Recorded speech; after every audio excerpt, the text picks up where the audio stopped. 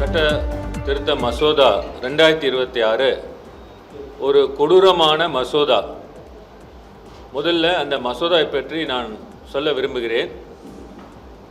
அந்த மசோதாவில் ஏற்கனவே 2010 போடப்பட்ட அந்த சட்டத்தில் ஒரு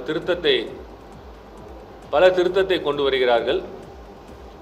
அந்த திருத்தத்தில் என்ன முக்கியமான அம்சம் என்னவென்றால், FCRA லைசன்ஸ் என்று கேள்விப்பட்டிருப்பீர்கள்.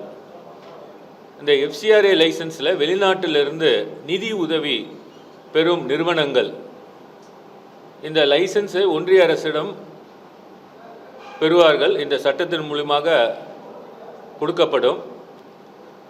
அந்த லைசன்ஸை வைத்திருப்பவர்கள் மட்டும்தான் வெளிநாட்டில் அவர்கள்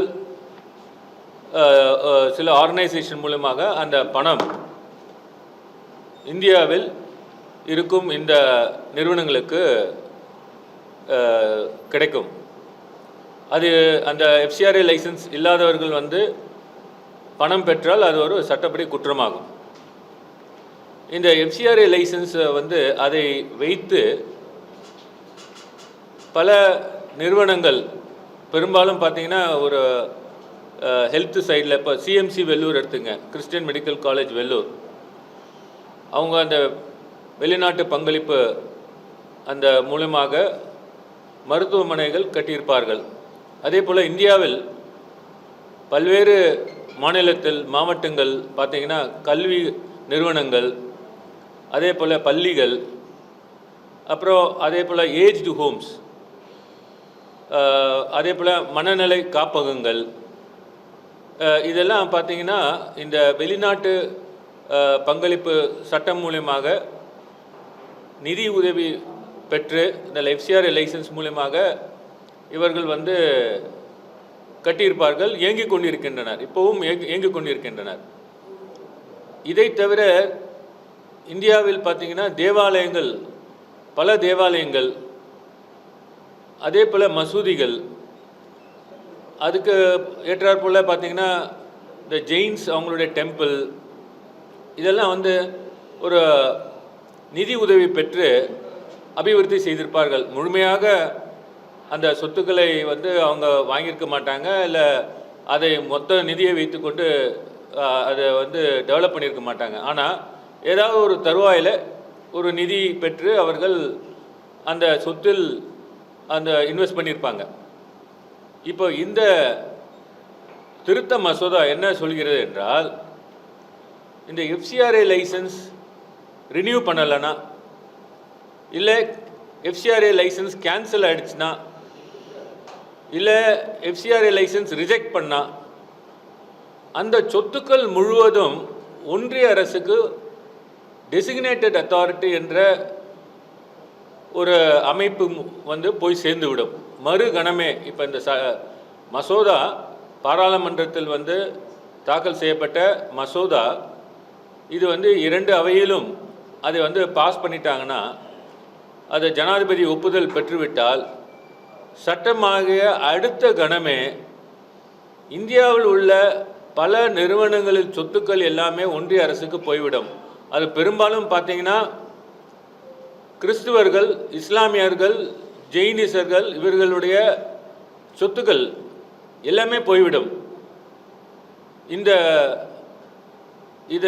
இந்த மாதிரி ஒரு கொடூரமான மசோதாவை கொண்டு வருவதற்கு முன்னாடி இந்த ஒன்றிய அரசு எப்படி செயல்பட்டு கொண்டிருக்கிறது என்பதை நீங்கள் கவனிக்க வேண்டும்.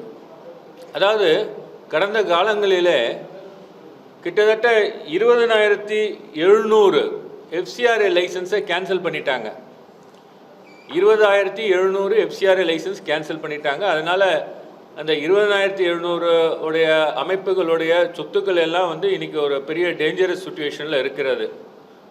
அதே போல் FCRA லைசன்ஸ் கொடுக்கப்பட்டு நேற்று முன்தினம் கூட நீங்கள் பார்த்துருப்பீங்க, ஒரு நோட்டிஃபிகேஷன் மூலமாக ரூல்ஸ் ஃப்ரேம் பண்ணியிருக்காங்க. அந்த ரூல்ஸில் நிறைய புது கண்டிஷன்ஸ்லாம் சொல்லியிருக்காங்க. அது பிறகு நான் வரேன். இது போன்ற இந்த கண்டிஷன்ஸ்லாம் பின்பற்றவில்லை என்றால் இருக்கிற FCRA லைசன்ஸ் கூட கேன்சல் ஆகிவிடும். அவர்கள் ரினியூ செய்ய மாட்டார்கள். அது ஒவ்வொரு வருடமும் அந்த ரினியூவல் செய்து வர வேண்டும். இப்பொழுது ரினியூவல் ஆகவிடால் ரினியூவல் பண்ணலன்னா அவங்க இந்த மசோதா பிரகாரம் இது சட்டமாகிவிட்டால் அந்த சொத்துக்கள் எல்லாமே இந்த டெசிக்னேட்டட் அத்தாரிட்டி என்ற ஒரு அமைப்புக்கு போய் சேர்ந்துவிடும், ஒன்றிய அரசுடைய அமைப்புக்கு போய் சேர்ந்துவிடும். அடுத்தது இந்த சொத்துக்கள் அவர்களுக்கு வெஸ்ட் ஆகிவிட்டால், இதை வெஸ்டிங்னு சொல்கிறாங்க, ஒன்று சிசேஷன் சொல்கிறாங்க, அதாவது இந்த லைசன்ஸ்லாம் முடிஞ்சு போச்சுன்னா ரினியூவல் ஆகலைன்னா அந்த சொத்துக்களுக்கும் அந்த ஆர்கனைசேஷனுக்கும் எந்தவித கனெக்ஷனும் இல்லாமல் செசேஷன் ஆகிடுது. அடுத்தது என்ன சொல்கிறாங்கன்னா டெசிக்னேட்டட் அத்தாரிட்டி, இப்போ உங்களுக்கு சொன்ன ஒரு அமைப்பை உருவாக்கி இந்த சொத்துக்கள்லாம் அடுத்த நிமிஷம் அவங்களுக்கு போய் சேர்ந்துடும். அடுத்தது இந்த டெசிக்னேட்டட் அத்தாரிட்டி என்ன பவர் கொடுத்துருக்காங்கன்னா, அவர் இந்த சொத்துக்களை விற்றுவிடலாம். இந்த சொத்துக்கள் அவருக்கு போய் சேரும் பொழுது அவர் அந்த நிறுவனத்துக்கு எந்த ஒரு நோட்டீஸும் கொடுக்க தேவையில்லை. அந்த நிறுவனங்களுக்கு, இந்த சேரிட்டபிள் ஆர்கனைசேஷன்ஸ்க்கு ஒரு வாய்ப்பு கொடுக்க வேண்டிய அவசியம் இல்லை, அவர்கள் கேட்க வேண்டிய அவசியம் இல்லை. நீதிமன்றத்தை பற்றியும் இந்த மசோதாவில் எதுவும் சொல்லவில்லை. ஒரு மேல்முறையீடு பற்றி கூட இந்த மசோதாவில் சொல்லவில்லை. ஒரு